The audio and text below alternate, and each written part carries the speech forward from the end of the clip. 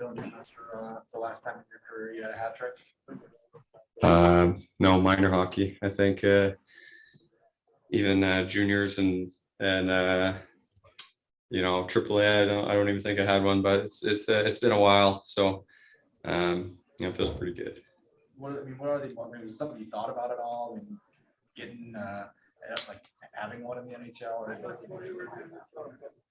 No, I think what a couple games I've gotten to, and Todd has said it's time for the third. He's probably the only one, Todd Beam, that reminds me. And it's never happened. So tonight there wasn't time for that. So it just happened. It was just a good night, a good team win, and you know what, we scored what we needed to, and Gracer had a great start for us, and that was a huge win for our hockey team. What have the last couple of days been like for you guys, finding out, first you have a couple positives in Carolina and a couple from the coaching staff? What's it been like for you guys as players the last couple of days?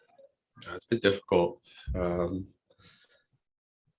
You just have to find a way to show up and play, and I give credit to the guys that came from Grand Rapids, and Jordan was really playing forward tonight, and we needed him in a crunch, and he did great, and Gracer playing, and it was just a team effort. Really happy for Benny Simon and Kriegs and Doug Huda. They did a great job. So it feels pretty good in our room, and in a pretty tough time right now. Thanks, Don. Thank you. Let's go to Trevor Thompson. Hey, Dylan, just picking up on your last point there. How were you guys on the bench as players, and the systems and everything? How were you able to help those coaches out behind the bench tonight, just keep things organized and flowing? You know what, I think, I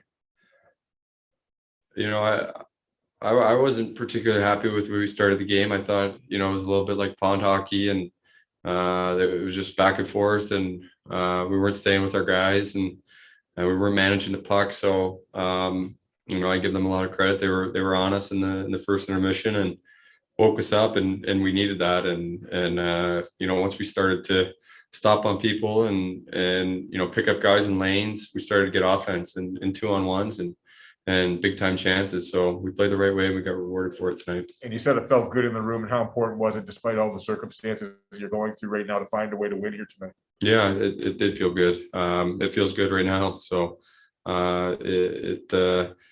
we saw it in Carolina, where they had some guys step up, and we certainly had guys step up tonight, and they should be really proud of themselves.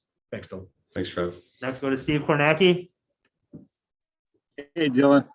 Congratulations on that first hat trick. You've always been a team guy, and you like to spread the credit around. But tell us what your emotions were like when you beat Schmidt-Lowe, and you're pumping your fist along the ice, and the fans are going wild. And share your emotions with us. Yeah, it did feel good. I had obviously never had one, and I think about my Nana.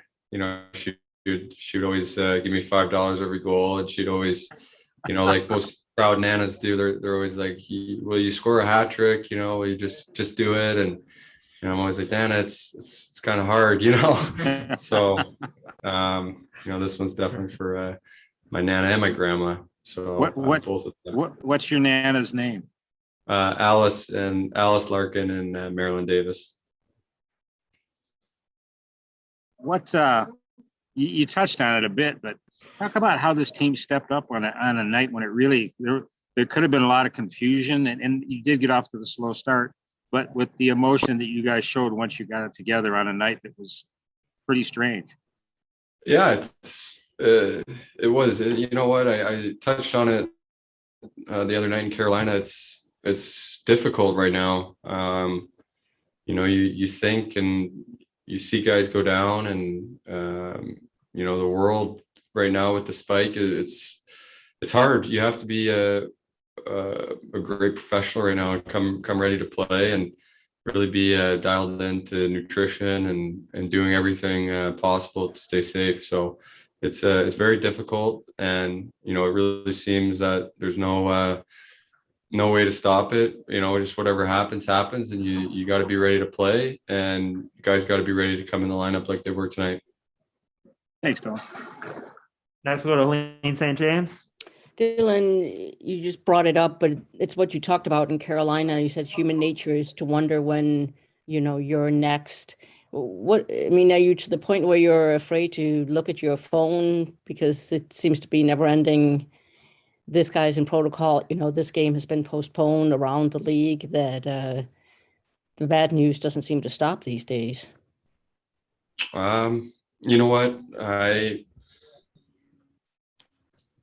I don't know. I have I was afraid of, and it was hard mentally. It was hard on myself, and I think it's hard on a lot of guys. And you know what? I think now it's been a few years, and whatever happens. You got to focus on the now and the present, and be ready to go. Be ready for whatever happens, and if you get it, there's no one to blame, and you just deal with it and come back whenever you can. So you have to have a positive outlook on it, and you got to be in the present and be ready to go whenever you can. How did you find out Sedina? I mean, is that just they come into the room, and how does that, because that was fairly close to right before the game, right? I mean, how much more jarring is that when, I think it was similar with Tyler, right? When it happens right before the game, as opposed to maybe much earlier in the day or even yesterday. You know what? I'd say last year it's a big deal. This year, we've been through it so much. You just keep going. You feel for the guy. He spent probably 2 days preparing for this game, and to get here and then not be able to play, I feel for him. And it's kind of a worst nightmare feeling I can imagine. And you just keep going. Like I said, I can't say it enough. And we did wonder today if the league was going to step in, but we had to go, and there was 2 points on the line, and we got a huge 2 points. Lastly, just what kind of message have you guys gotten from Steve?